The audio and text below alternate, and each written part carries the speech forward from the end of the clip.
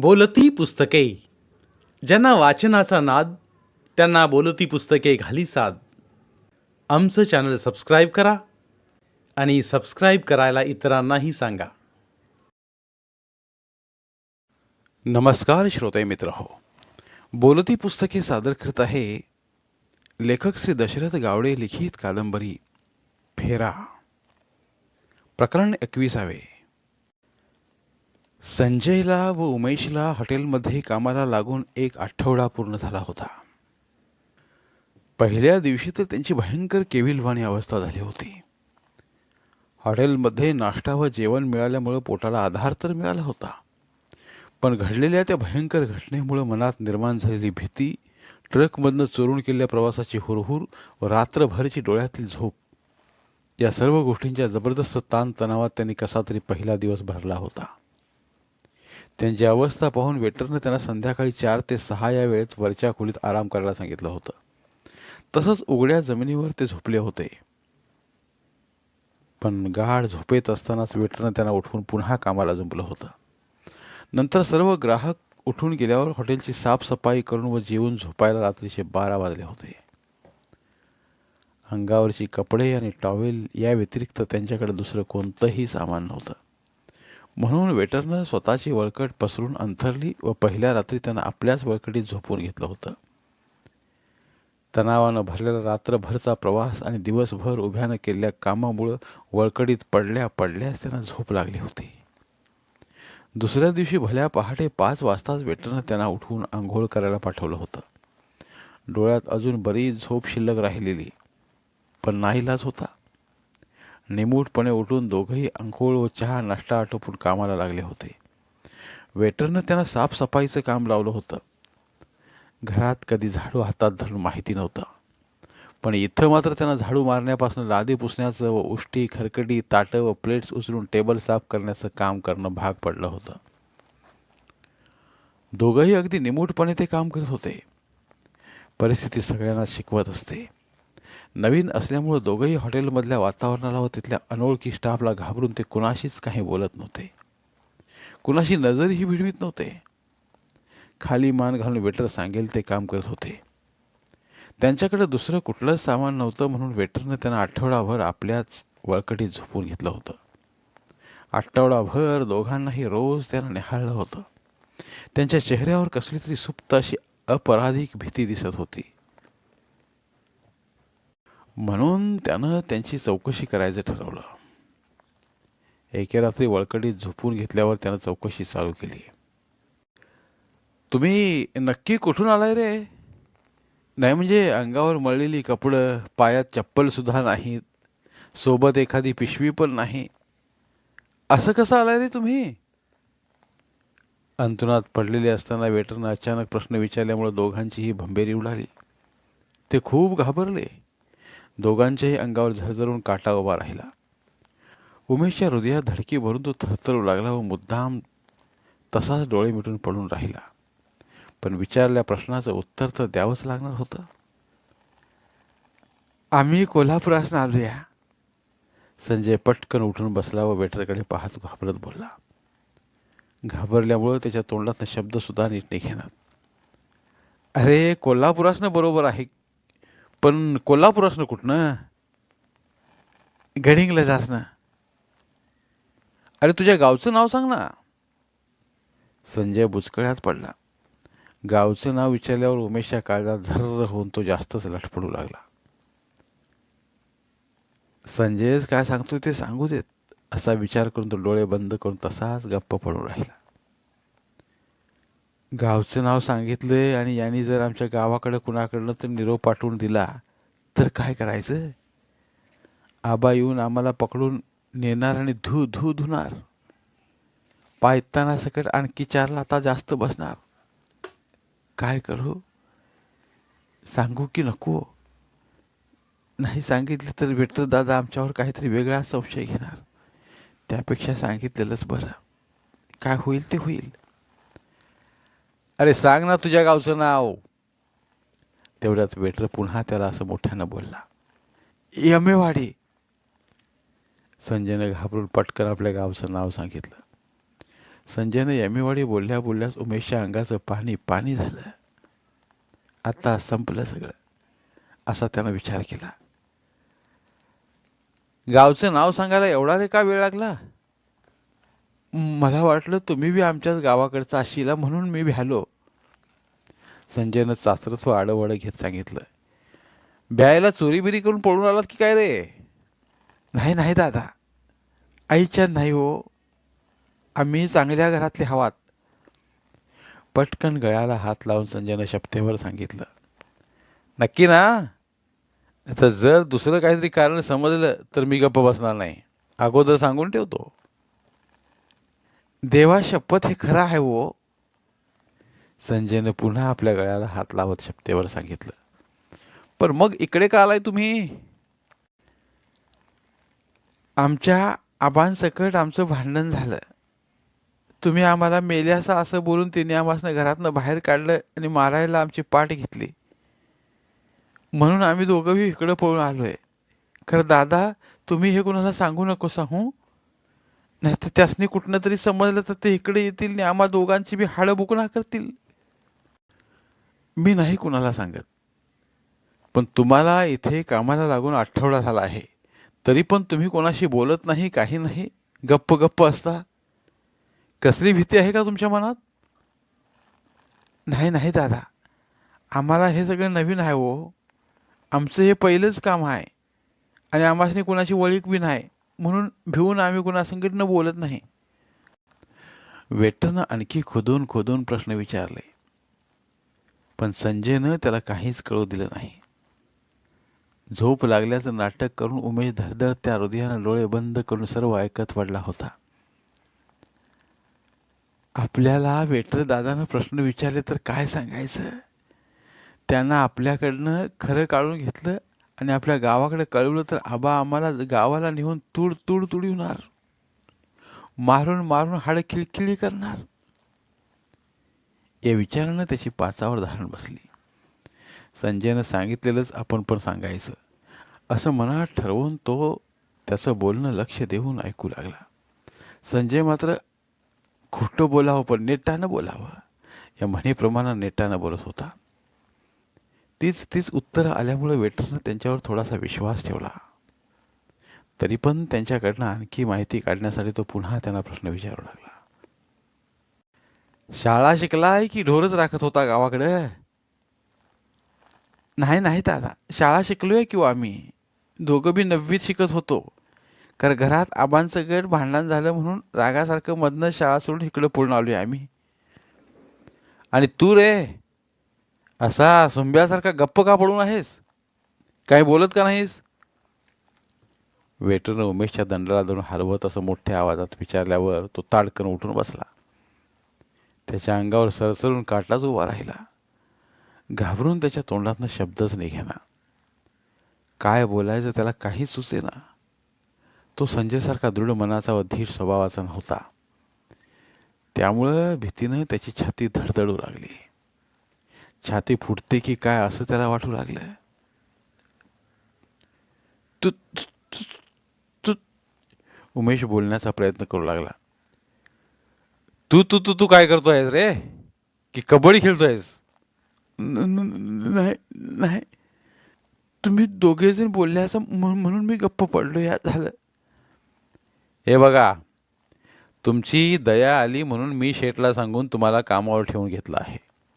जर का दोघांपैकी कोणी चोरी लबाडी केला तर तुम्हाला पोलिसांची दांडकेनी तुरुंगाची हवा खावी लागेल, एवढं लक्षात ठेवा. दादा, हे काय बोलले असा तुम्ही? आम्ही चांगल्या घराण्यातले आहोत हो. माझा आबा गावचं पोलीस पाटील आहे ती. फक्त घरात भांडणं झाल्यात ते म्हणून आम्ही इकडे आलोया. चोरी लबाडी हे आम्हाला ठावं बी नाही. संजय, बरं ठीक आहे, जे पडेल ते काम करायची तयारी ठेवा, नाहीतर आबांसारखी तुम्ही पण पाटलकी गाजवत फिराल. तुम्ही सांगशील ते काम करायची तयारी आहे बघा आमची. हॉटेलमध्ये कामगारांची गरज तर आहेच आणि ही दोन्हीही मुलं आपल्याच भागातली आहेत. आपण आता जास्त काही बोललो तर हे काम सोडून जातील. शेठला बरं वाटणार नाही. ते आपल्याला काहीतरी बोलतील. आपण आता गप्प राहिलेलं बरं, असा विचार करून वेटर गप्प राहिला. तो सुद्धा ज्यावेळी मुंबईला आला होता त्यावेळी संजय उमेश सारखाच आणि त्यांच्यापेक्षाही लहान होता. त्यामुळे परिस्थितीची चांगली जाणीव त्याला होती. बरं ठीक आहे, झोपा आता, सुटलो एकदाच, असं मनातल्या मनात म्हणत सुटकेचा निश्वास टाकत दोघेही आडवे झाले. वेटरही आडवा झाला. वाईट वेळ आणि वाईट प्रसंग हे प्रत्येकावर येत असतात. त्यावेळी समोरच्या व्यक्तीनं परिस्थिती समजून घेऊन एखाद्याला सांभाळून घेतलं पाहिजे. माणुसकीची जाण ठेवून त्याच्यावर थोडीशी दया दाखवत त्याला मदत केली पाहिजे. वेटरला परिस्थितीची जाण होती म्हणूनच त्यानं समजून घेऊन या दोघांना मदत केली. ते बोलताना खूपच अडखळायचे, घाबरत बोलायचे. नवीन असल्यावर असं व्हायचंच. कुठल्याही कामाची सुरुवात करताना थोडंसं घाबरायला होतंच. मन थोडंसं अस्वस्थ होतंच. सुरुवात ही नेहमी खडतर असते. जो सुरुवातीला टिकतो तोच पुढेही टिकून राहतो आणि यशस्वीही होतो. फक्त तशी आपली तयारी असावी लागते. दादा, तुमचं नाव काय आहे हो? आदल्या रात्री वेटरशी बोलल्यामुळं दुसऱ्या रात्री वळकडीत पडल्यावर संजयनं स्वतःचा धीर एकवट लावत थोडंसं धाडस वाढवून त्यानं त्यांचं नाव जाणून घेण्यासाठी हा प्रश्न विचारला. माझं नाव शिवाजी आहे. तुम्ही कुठल्या गावचा आहेसा? मी तुमच्या गडिंग्लज तालुक्याला लागून असल्या आजरा तालुक्यातला आहे. तुम्ही लई चांगला आहेसा हो. का रे बाबा? मी चांगला आहे हे तुला एवढ्यातच कसं काय कळलं? नाही म्हणजे आमची तुम्हासनी ओळख पाळख बी नाही, तरी बी तुम्ही आम्हासनी कामावर ठेवून घेतले असा. आम्हासनं सगळं काम बी शिकविले असा. आमची काळजी बी घेते असा. तुमची हालत बघून मला फार वाईट वाटलं. तुमची दया आली म्हणून मी तुम्हाला कामावर ठेवून घेतलंय. मी ज्यावेळी मुंबईला आलो त्यावेळी माझं पण आपलं असं कोणीच नव्हतं. मी स्वतःच ही नोकरी मिळवली आहे. शेठ खूप चांगले आहेत. त्यांनी मला फार मोठा आधार दिला आहे. गेली 14 वर्षे मी याच हॉटेलमध्ये अगदी विश्वासानं काम करतोय. इथं नोकरी लागल्यावर मी दुसरीकडे कुठे नोकरी शोधली पण नाही. काम कोणतंही असो, ते करण्याचा आपल्या मनात पक्का निर्धार असायला हवा. जिद्द व धडाडी असायला हवी. मिळालेलं काम विश्वासानं केलं पाहिजे. मनापासनं आणि समरस होऊन केलेलं काम आपल्याला खूप आनंद आणि समाधान मिळवून देतं. आपल्याला जे काही येतं ते दुसऱ्याला शिकवलं पाहिजे. मी या मताचा माणूस आहे. अगदी बरोबर बोलल्यासा बघा. म्हणजे स्वतःकडचं ज्ञान दुसऱ्याला दिलं की स्वतःचं बी ज्ञान वाढतं या. संजय: अरे वा, हुशार आहेस की. होय, दरवर्षी आम्हा दोघांचा बी वर्गात नंबर येतो या. बरं झोपा आता, सकाळी लवकर उठून कामाला लागलं पाहिजेत. हॉटेलमध्ये नेमून दिलेलं काम ते व्यवस्थितपणे करू लागले. डोक्याचं किंवा अंगातल्या कलाकुसरीचं ते काम नव्हतंच, पण जे काही काम होतं ते अगदी प्रामाणिकपणे करीत होते. तरी पण गावाकडच्या आठवणींनी त्यांचा पिच्छा सोडला नव्हता. त्या घडलेल्या प्रसंगामुळे तर घाबरून जाऊन वेळोवेळी त्यांचं अंग शहारून यायचं. घरच्यांची आठवण ते खूप व्याकुळ व्हायचे. रमेशची आठवण तर त्यांची पाठ सोडत नव्हती. राहून राहून त्याचा चेहरा त्यांच्या डोळ्यांसमोर यायचा. पोहत असलेला वरनं उड्या टाकायच्या वेळी संजयच्या बाजूला उभ्या असला रमेश जशा तसा त्यांना दिसायचा. जीव वाचवण्यासाठी त्याने अंगातलं सगळं बळ एकवटून त्या चिकट गाळातनं बाहेर निघायचा अगदी जीवतोड प्रयत्न केला असेल, पण बिचाऱ्याची ताकद पुरली नसेल.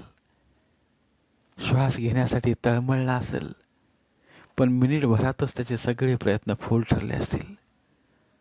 नाका तोंडात पाणी जाऊन त्याचा प्राण गेला असेल. मरताना काय वाटलं असेल त्याला. भावीतनं बाहेर काढल्यावर त्याला बघून त्याच्या आई वडिलांची काय अवस्था झाली असेल, की एकुलता एक मुलगा वारला म्हणून त्यांनी सुद्धा भावीत उड्या टाकून जीव दिला असेल. त्याला पुरताना सगळा गाव हळहळला असेल. आमच्यामुळेच त्याचा जीव गेला म्हणून सगळ्यांनी आम्हाला खूप शिव्या दिल्या असतील. त्यांना पुरलं असेल की आगीच्या हवाली केलं असेल. काही केलं असलं तर तो इथनं पुढं आपल्याला दिसणार नाही हे मात्र नक्की. आई ओरडत भावीकडे पळत येत होती. कदाचित तिला वाटलं असेल की मी सुद्धा भावीत बुडालो म्हणून. पण शोधल्यानंतर मी पाण्यात सापडलो नाही म्हणून मी जिवंत आहे असं समजून तिला बरं वाटलं असेल. पण मी आणि उमेश आहोत कुठं? आम्ही शोधूनही सापडत नाही म्हणून आमच्या आठवणीनं आई, अक्का आणि काकू रड रड रडत असतील. अजूनही त्यांचा जीव खालीवर होत असेल. आता तर एक आठवडा उलटून गेला आहे. आम्ही सापडत नाही म्हटल्यावर त्याने आमची आशा सोडली असेल. पण असं कधीच होणार नाही. एखाद्या वेळेस पिढा गेली ते बरं झालं असं आबा माझ्याबद्दल रागानं म्हणाले असतील. पण आई, अक्का आणि काकू कधीच आशा सोडणार नाहीत. आज ना उद्या आम्ही सापडू किंवा परत घराकडे येऊ या आशेवर त्या वाट पाहत दाराकडे डोळं लावून बसले असतील. आईने अक्का माझ्यावर खूप माया करतात. माझं खूप लाड केलं त्यांनी. पण आबा फार भडक लोकाचे आहेत. त्यांचा राग खूपच वाईट आहे.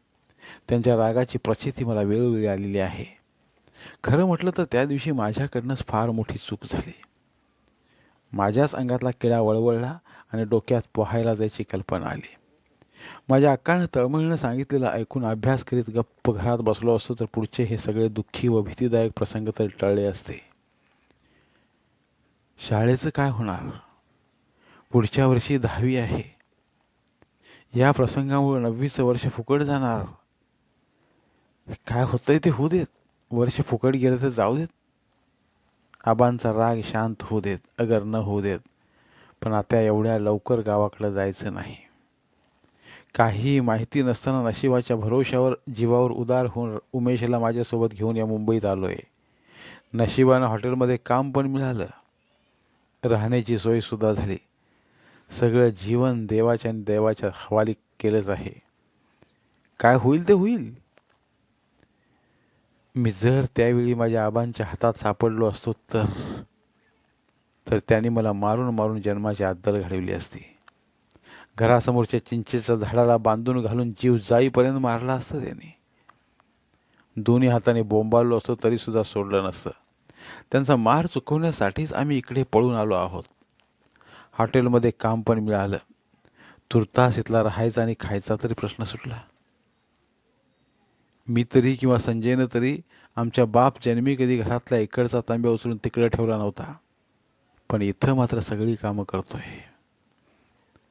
काय करणार? नाईलाज आहे.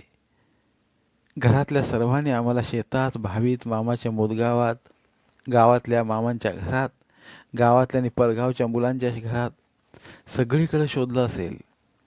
आम्ही मिळत नाही म्हणून आम्हाला धरणाच्या आराला दिलं असेल या शंकेनं आई, अक्का आणि थोरली आई ऊर बडवून घेत रडले असतील. आबाने आम्हाला त्या धरणाकडनं पण जाऊन शोधलं असेल. सगळेच काळजीनं झुरत रडत बसले असतील. संजय सोबत मी पळून आलोय खरा, पण मी आई आबांशिवाय जास्त दिवस इथं राहीन असं मला वाटत नाही. त्यांची मला फार आठवण येते. पण आबांचा राग शांत होईपर्यंत तरी गावी जायचं नाही. वार्षिक परीक्षा जवळ आली आहे. सर सुद्धा आमची वाट पाहत असतील. उशिरा गेलो तर सर परीक्षेला बसू देणार नाहीत. नापास होणार. वर्ष फुकट जाणार. पुढचं वर्ष 10वीचं आहे. काय करायचं? कसं करायचं?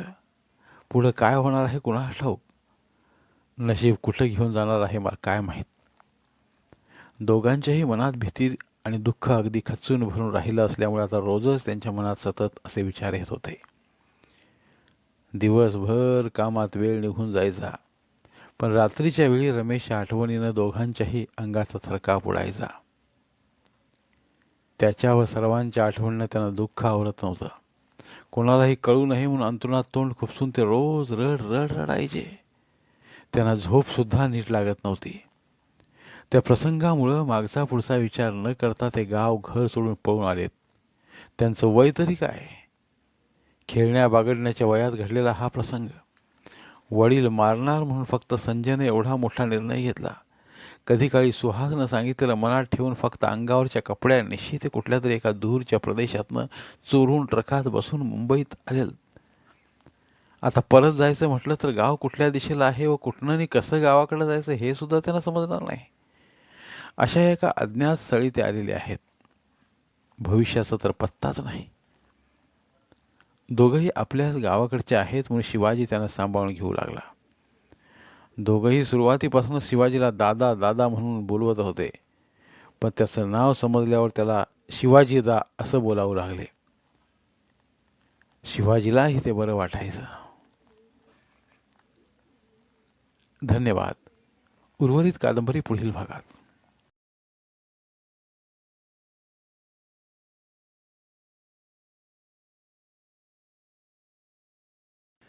धन्यवाद. प्रिय श्रोते मित्र हो, आपल्यासाठी एक आवाहन. आमच्या चॅनलच्या प्लेलिस्ट विभागात तुमच्यासाठी शेकडो कादंबऱ्यांचे ऑडिओ बुक्स उपलब्ध आहेत.